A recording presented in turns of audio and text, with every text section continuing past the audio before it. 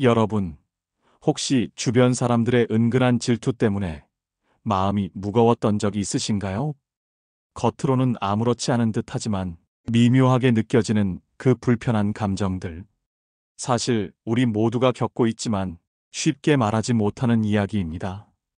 오늘 영상에서는 누구나 공감할 수 있는 실제 사례들을 통해 질투와 견제 뒤에 숨겨진 진짜 심리를 낱낱이 파헤쳐 드릴게요. 이 영상을 끝까지 보시면 인간관계 속 그 미묘한 감정들을 이해하고 더 건강하고 단단한 관계를 만드는 방법까지 알게 되실 겁니다. 오늘의 주제가 마음에 드셨다면 구독과 좋아요, 댓글로 여러분의 이야기도 꼭 들려주세요.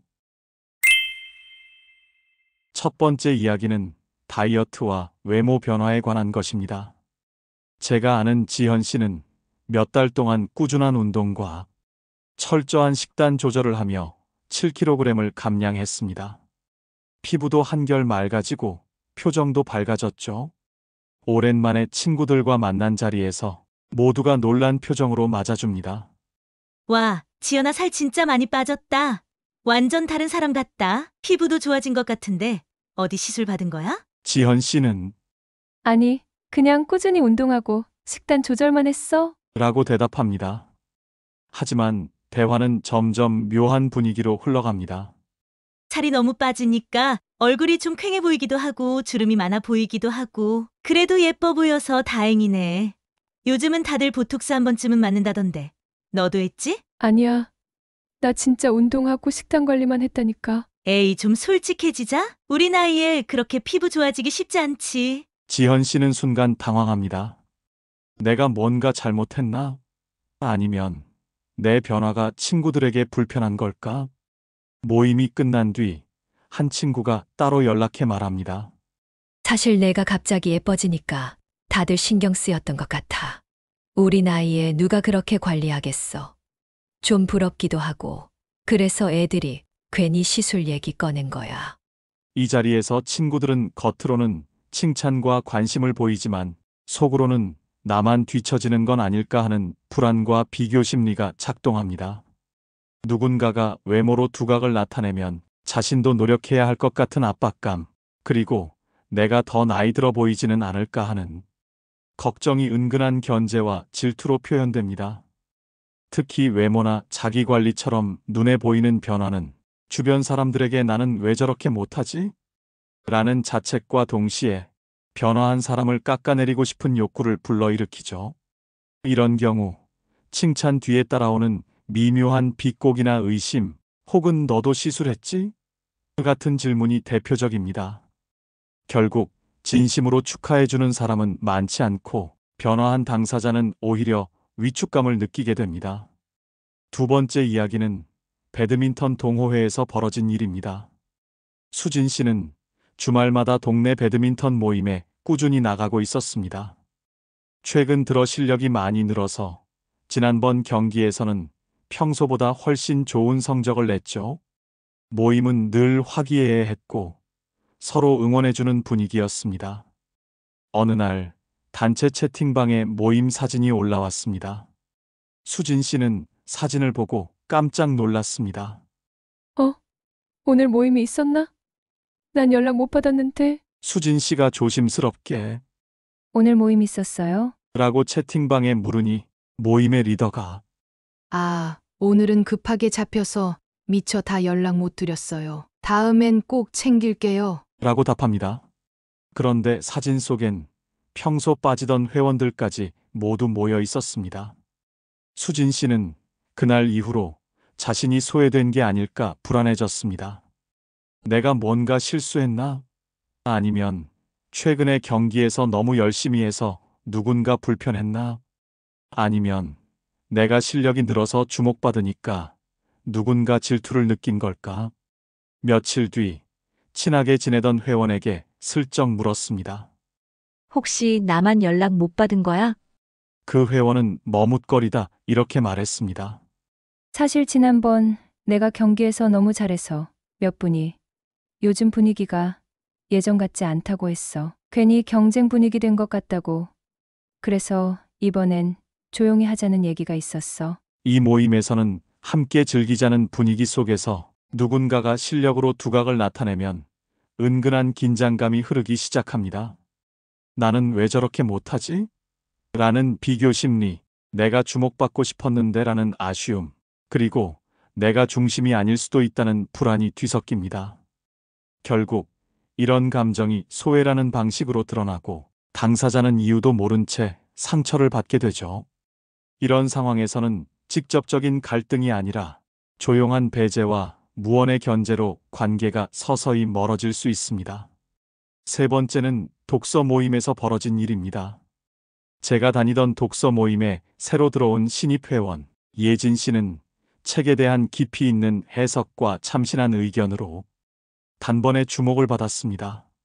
모임의 기존 회장인 선영 씨는 그동안 회원들이 존경과 신뢰를 받으며 모임을 이끌어왔죠. 예진 씨가 첫 토론에서 책의 주제를 색다르게 해석하자 회원들은 감탄하며 박수를 보냈습니다.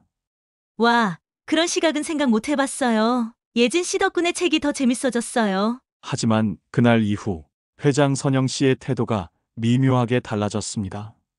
모임 단톡방에서 예진 씨가 말한 해석은 사실 작가가 부정한 내용이야. 내가 인터뷰에서 확인했어. 라고 공개적으로 지적하거나 우린 원래 깊이 있는 책을 다뤘는데 요즘 너무 대중적인 책만 읽는 것 같아. 다시 방향을 잡아야 하지 않을까? 라며 분위기를 바꾸려 했죠.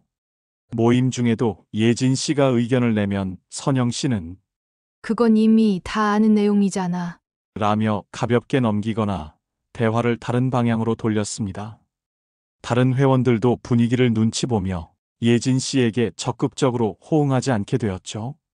예진 씨는 점점 위축되어 다음 모임에서는 자신의 의견을 거의 내지 않았습니다.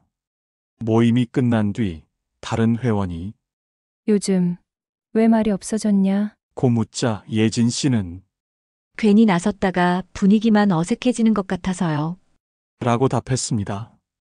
이런 상황에서 기존 리더는 내가 중심이 아닐 수도 있다는 위기감, 내 역할이 사라질까봐 하는 두려움을 느낍니다. 신입 회원의 참신함과 주목받는 모습이 기존 멤버의 자존심을 자극하고 내가 쌓아온 권위가 흔들리는 건 아닐까 하는 불안이 견제와 깎아내리기로 이어집니다. 다른 회원들은 눈치를 보며 새로운 변화에 동참하기보다 기존 분위기에 맞추려 합니다.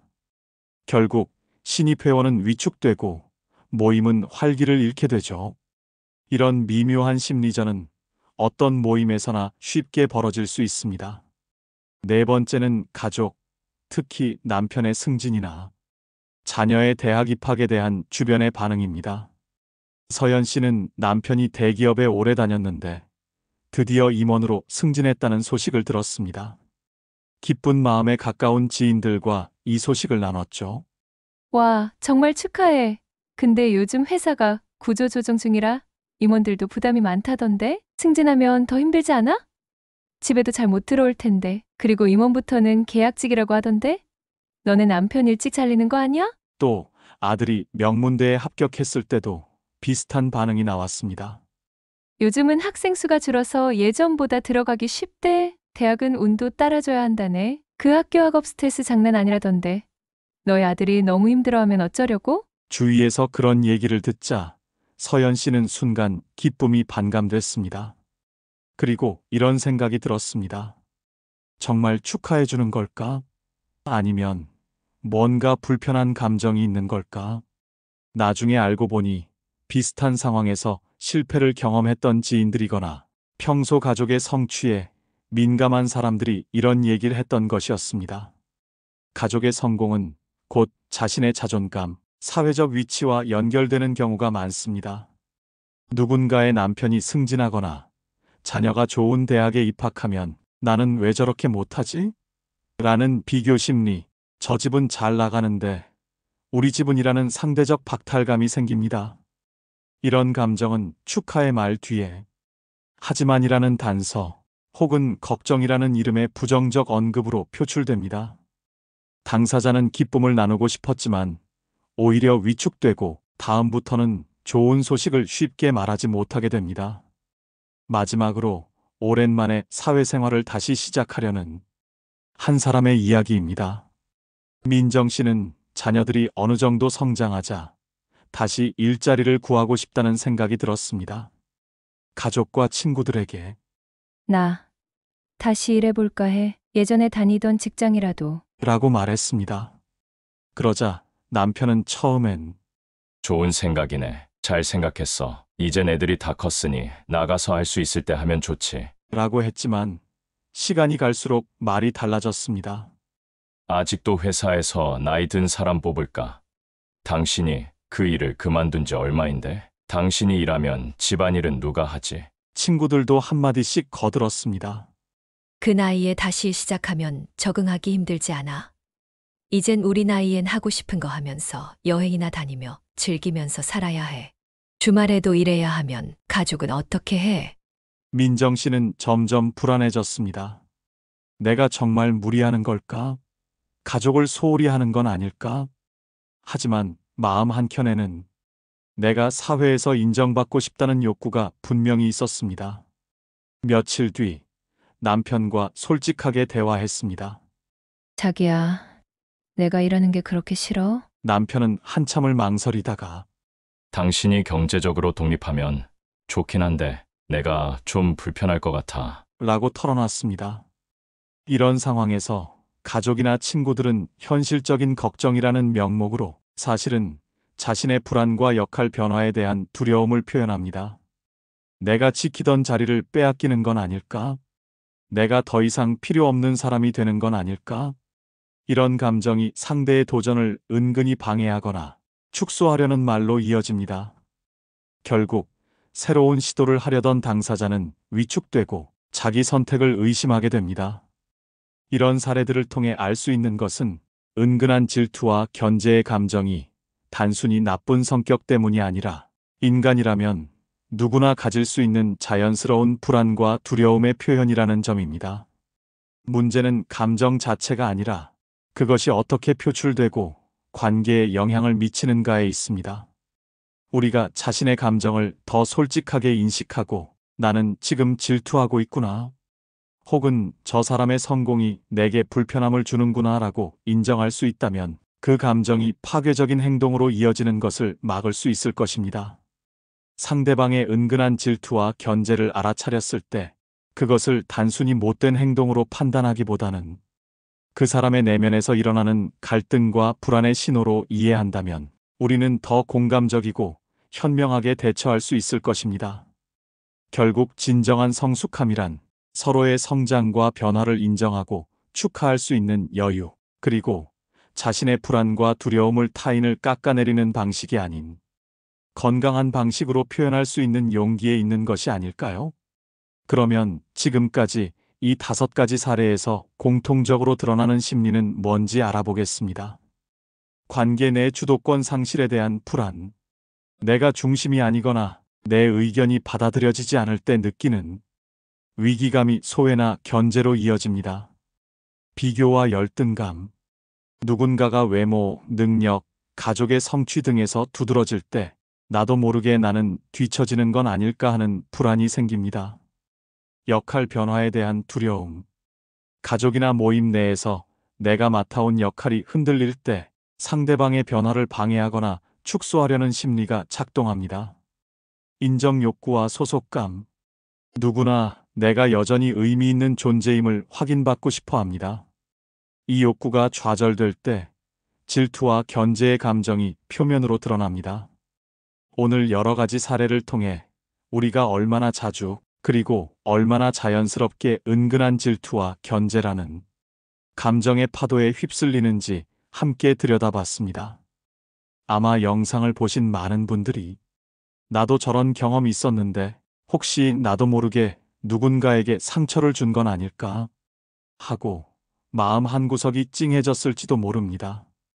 관계 속에서 질투와 불안, 비교와 소외의 감정은 결코 특별한 누군가만의 이야기가 아닙니다. 우리는 모두 사랑받고 싶고 인정받고 싶고 소속되고 싶어 합니다. 누군가가 나보다 더 잘 나가 보일 때, 혹은 내가 늘 해오던 역할을 누군가가 대신하게 될 때, 마음 한켠에서 나는 이제 어떤 의미가 있을까? 라는 불안이 고개를 듭니다. 이런 감정이 잘못된 건 아닙니다. 질투는 인간이 가진 가장 본능적인 감정 중 하나고, 때로는 나 자신을 돌아보고 성장할 수 있는 계기가 되기도 합니다. 문제는 이 감정이 내 안에서만 머무르지 않고 의도치 않게 상대방을 깎아내리거나 소외시키거나 혹은 내 기쁨을 숨기게 만드는 행동으로 표출될 때입니다. 사실 우리는 모두 질투받는 사람이기도 하고 어떤 순간엔 질투하는 사람이기도 합니다. 내가 힘들 때 남의 성공이 더 크게 느껴지고 내가 외로울 때 남의 행복이 더 눈에 들어오죠. 이럴 때 가장 중요한 건 내 감정을 솔직하게 인정하는 용기와 상대의 감정 뒤에 숨은 두려움과 불안을 이해하려는 따뜻한 시선입니다.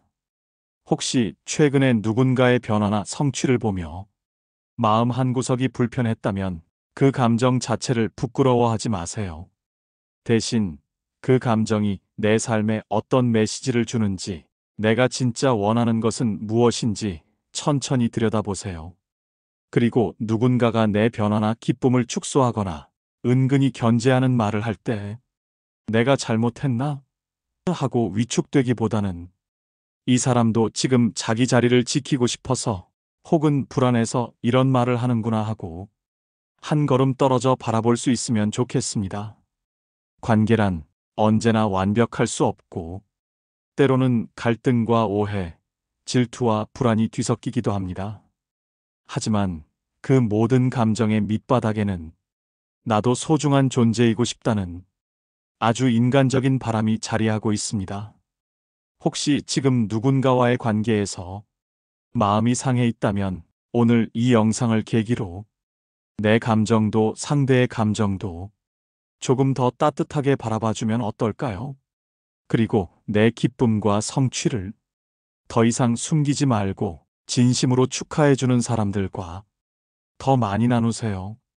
반대로 내가 누군가의 변화 앞에서 질투나 불안을 느낀다면 그 감정을 억누르기보다 솔직하게 인정하고 나도 나만의 속도로 성장하고 있다는 사실을 스스로에게 다정하게 말해주면 좋겠습니다. 인간관계의 진짜 힘은 질투와 비교, 견제의 감정을 뛰어넘어 서로의 다름과 성장, 그리고 변화 자체를 존중하고 응원해 줄 때 비로소 깊어집니다. 오늘 이 영상을 통해 여러분의 마음이 조금은 가벼워지고 조금은 더 단단해지길 바랍니다. 우리 모두 질투와 불안, 소외의 그림자를 이해와 응원, 그리고 따뜻한 연대로 바꿔갈 수 있기를 진심으로 응원합니다. 끝까지 함께 해주셔서 고맙습니다. 여러분의 소중한 경험과 생각, 댓글로 나눠주시면 더 깊은 공감과 위로, 그리고 지혜가 이 공간에 가득해질 거라 믿습니다. 다음 영상에서 더 따뜻하고 진솔한 이야기로 여러분을 기다릴게요. 고맙습니다.